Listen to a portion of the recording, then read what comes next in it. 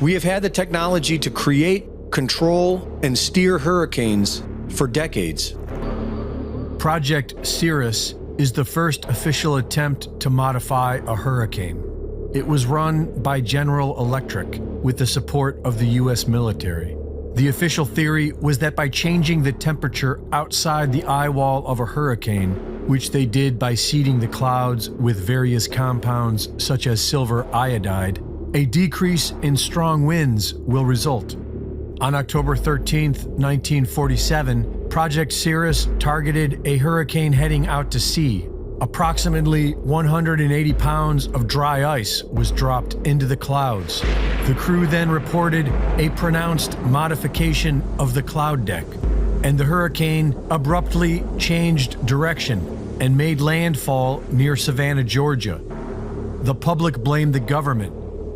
Irving Langmuir, who pioneered General Electric's Atmospheric Research Department and admitted that the project was about learning how to weaponize the weather, also claimed the reversal of the hurricane had been caused by Project Cirrus. But the government denied it for 12 years. After a short delay, the project officially continued, and in 1965, Project Storm Fury had targeted Hurricane Betsy for seeding. On that day, the storm immediately changed direction and made landfall in southern Florida. Congress blamed it on Project Storm Fury, but the government claimed that the hurricane shifted before they ever had a chance to seed it. And after 2 months of congressional hearings, the project was allowed to continue. In 1997, U.S. Defense Secretary William Cohen admitted we have the technology to control the weather, including earthquakes and volcanoes. The U.S. government has placed gag orders on employees of the National Weather Service. In October of 2012, after Hurricane Sandy weakened to a tropical storm, microwave imagery shows a thick red beam immediately followed by Sandy growing into a Category 1 hurricane and taking an unexplained left turn into New Jersey. The push towards alternative energy demands more lithium, and according to the U.S. Geological Survey, the United States has over 6 million tons of identified lithium resources. The majority of this lithium has been identified in Kings Mountain, North Carolina.